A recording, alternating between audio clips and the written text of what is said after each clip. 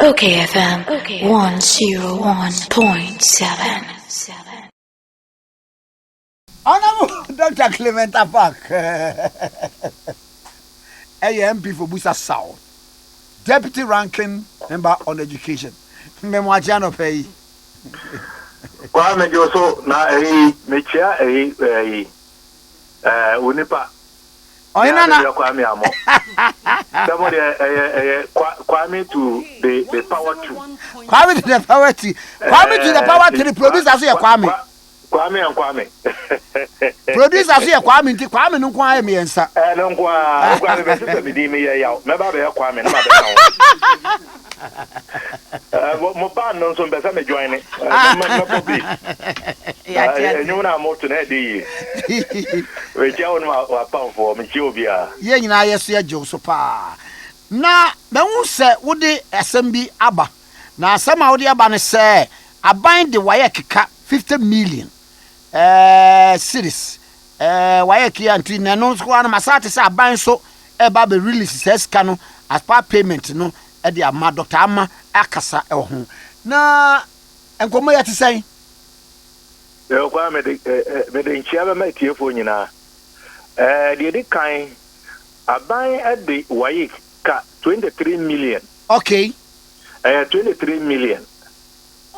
Na WAEC for any the committee MP for chairman ranking deputy ranking me amekawe and vice chairman yetunsa frɛ on sɛ omombra parliament na ye no amu ndi enkomo na yembisa ahoboaboa se de tie efa wasi any BC ya yankora yi ebetwa fi no em say na otwi miensa enie eti eda omobae no na meme ni parliament na ulman eho adodo no kakra enti nanka o se bede ne ko asibiti eni ekire na me ranking member efra me bo ma amane se meeting no WAEC for ebae na nkomodidie no mu no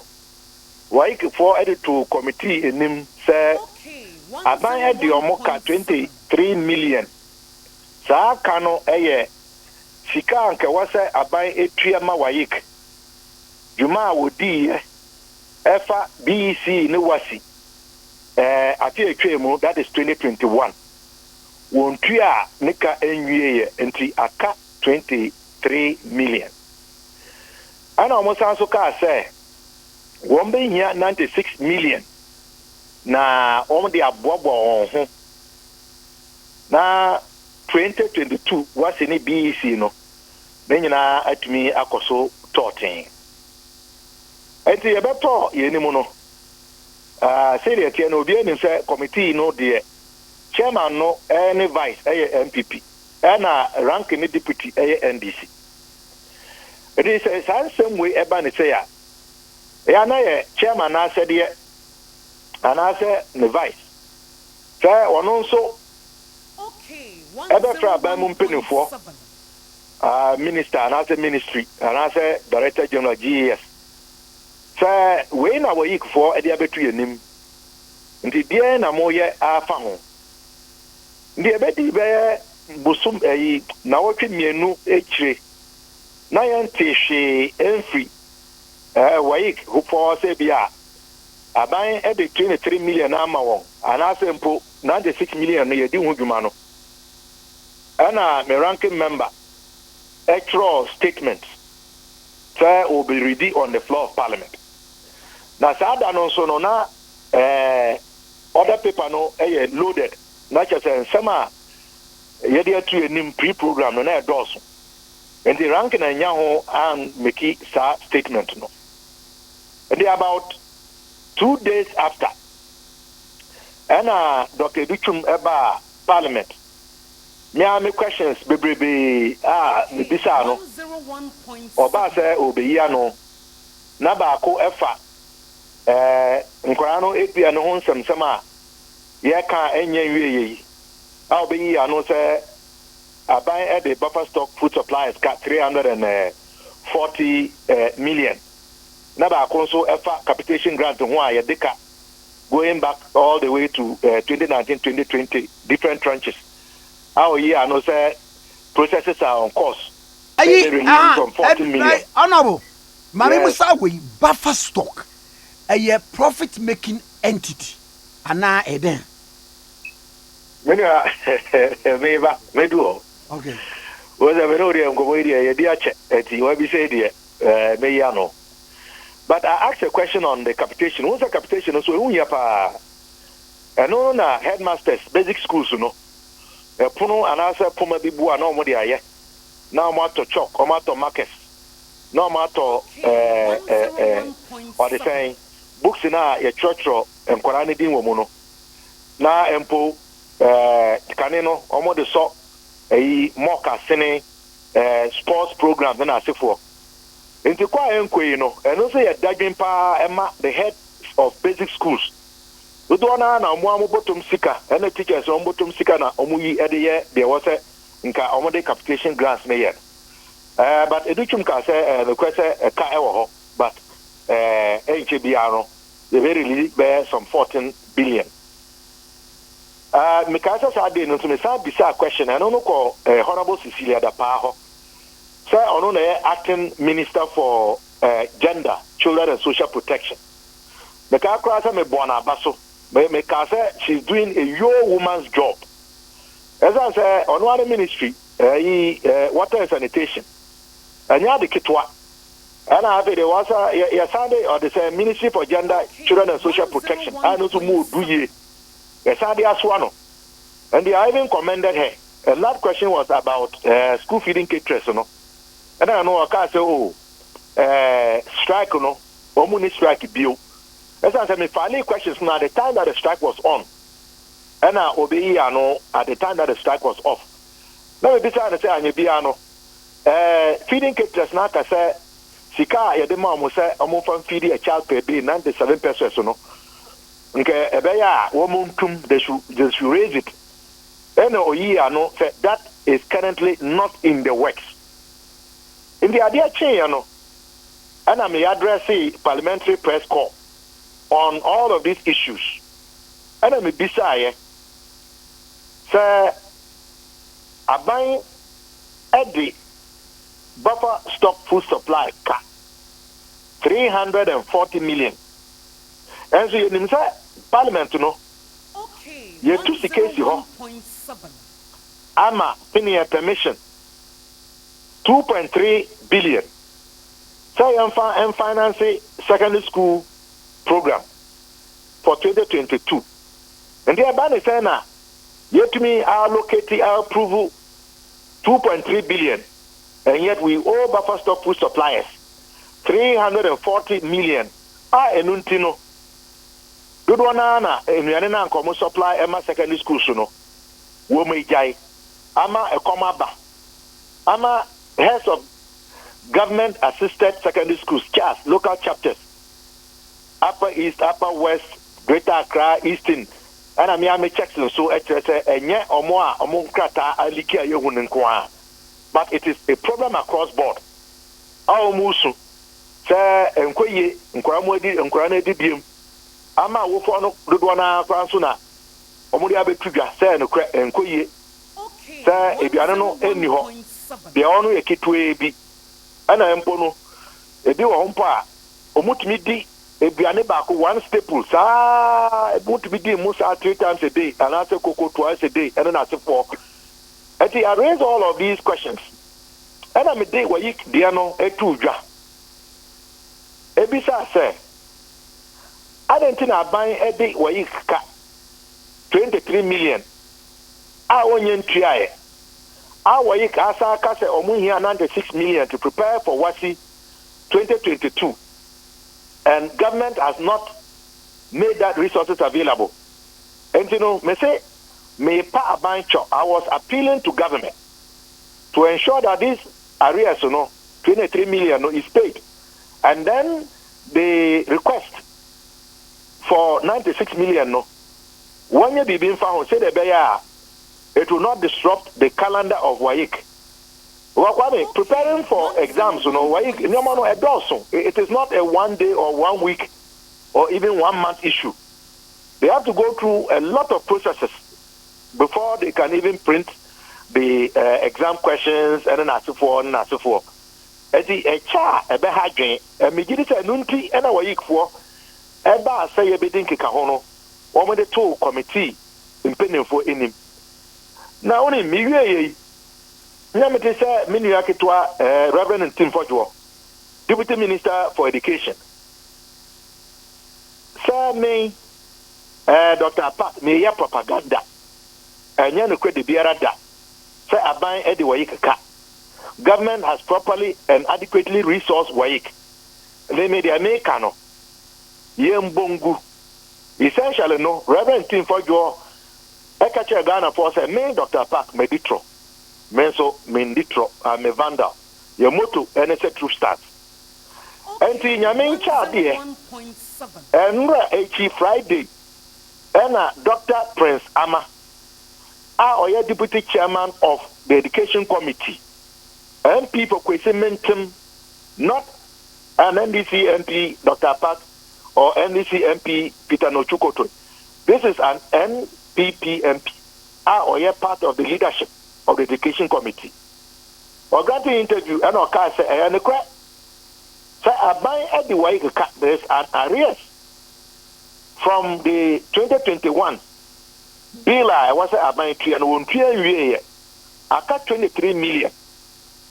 Then the question is WAEC for say omu here sika. I'm going to be prepared for the 2022 WASI. Na one nim say aban ama directive say controller and accountant general one release 50 million emma WAEC. Na nyame ya adoma ochina Tuesday ana 50 million no ebekwa akọ WAEC for account mu na omode a hye say omode be di djuma no enti WAEC assemble de ne kweto do say obi wo a won kan kwe anase wo ye propaganda na enya Dr. Abasina Apaak na ye Reverend Tim Fodwo, the Deputy Minister for Education, who knew fully well what I am telling you and yet chose to create the impression say young son say ya dom NDC ntia ye na de asem ne betu dwa no ye propaganda enya no kwe na afa onwa ne nua vice chairman of the committee abeka de ya aka ade ntia ye kan se ye nkwara no esua ade a omo nyina omo ni daso